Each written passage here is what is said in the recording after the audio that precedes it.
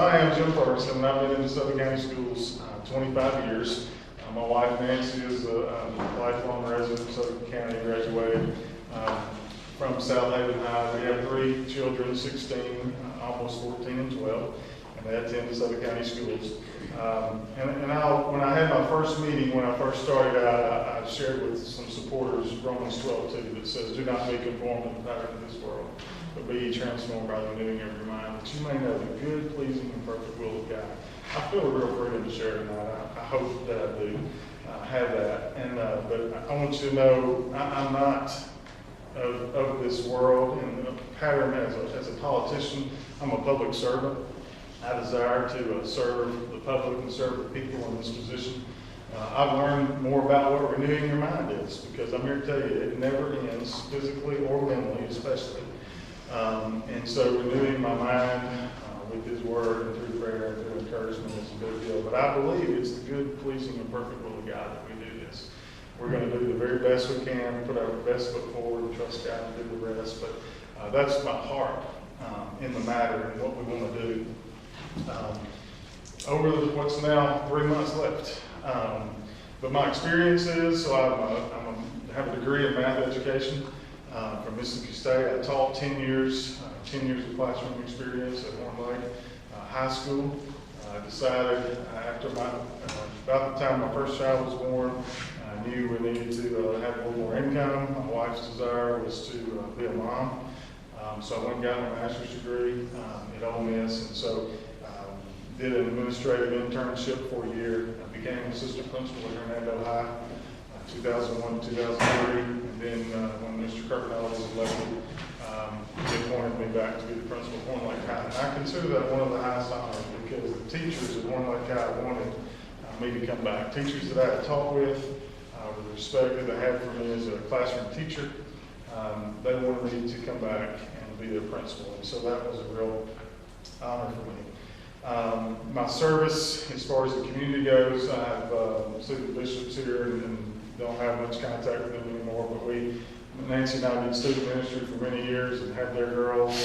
Nancy had their girls in student ministry. And years ago, we served in the local church, part-time staff at one point, and transitioned as my kids began to come up. Transitioned into children's ministry because I wanted to be where they were and try to influence their children. And now we do lead a Bible study because now mine are teenagers again. Now I have teenagers, and so again we want to be an influence for them and their friends as well. Relationships are really important to me. That's the only reason I'm here. Relationship with the Lord, relationship with the people that I've had in contact with over the years, students, teachers, ball players.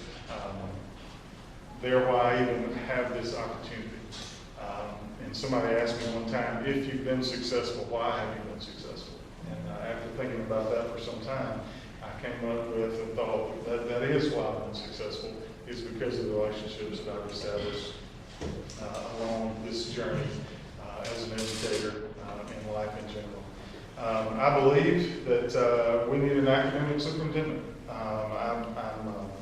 Certainly, as the chief academic officer, after I left the principalship 4 years ago, I took a position as a chief academic officer for high schools. So I oversee all 8 high schools, 2 career tech centers, and responsible basically for, we know all schools can't have the same test scores, but we know all students can grow. We know all students can move a year's worth of growth in a year's worth of time. And so as this job was presented to me, that's kind of what was said to me, is all students should grow.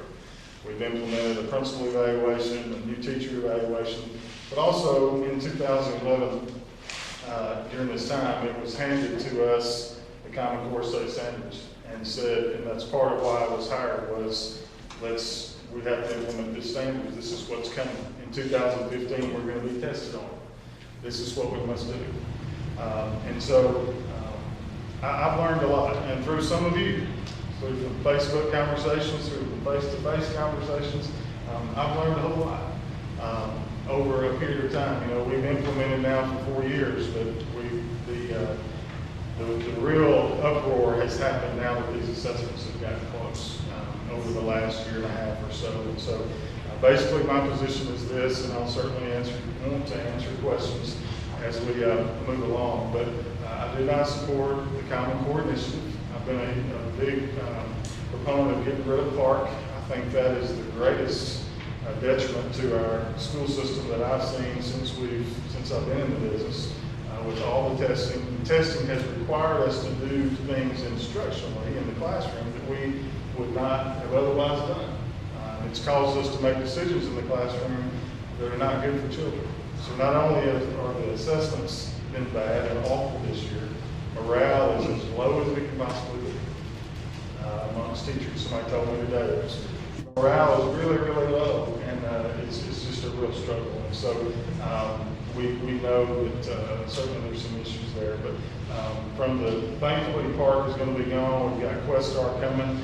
Really all we know about Questar is that it's going to be less testing, and also teachers are going to have input into those test items. So we know that we will have a say in that process of the testing. And then what it's caused us to do instructionally, we know we've made some decisions there that we had to make in order to prepare for those tests, which seems backwards in what we ought to be doing. When it comes to the standards, they have flaws. And to be honest with you, when as being in charge of 9 through 12, didn't have, I'm just being honest and frank with you, didn't have a whole lot of insight into some of the issues. But after I jumped in this race in November for two reasons. One, to just get started early, but two, so that we could have some candid conversations about this. I've learned a whole lot about what's happened through Edinburgh. And so we know that the standards need revision. We know they need to be improved, they need to be revised, or what I certainly will support, if the powers that we want to do it, is that we start over. Because if that's what it takes, one of the big issues is that we unify people behind public schools again. We've lost a lot of credibility, either fault of our own or fault of what has been handed to us. But we've got to be unified behind public schools again. I'm a public school guy, have been for 25 years. I'm a fourth generation public school educator. My grandfather retired as a superintendent in Arkansas. My mom's a teacher, great grandmother. So it's just in me, it's in my blood, and that's what I love to do. And it's heartbreaking to see the lack of support at times for public schools. And so whatever it takes to unify teachers who are confident with their teaching, parents who are willing to support it, administrators who are willing to lead, community that rally behind it, believe in what we're doing, that's what we have to do. And so that'll be one of the, I believe, the next superintendent's main agendas is what we fight for, what we're willing to go to Jackson and see the change happen. That's what we need. So that's kind of my perspective on that. But I want you to know too, we put a mural up in the Commons at One Lake High School, and this is my heart. These are core values of mine when I was a principal. We put a mural up in the Commons with a big eagle, and it said three things. And I had a teacher help me come up with this, but it said three things. It still says three things: acquire knowledge, develop character, and pursue excellence. And I believe that if our schools will keep those three things as our focus every day, that we'll have administrators who want to lead, we'll have teachers who want to teach, we'll have students who want to learn, that they will have a desire to acquire knowledge. They will develop character.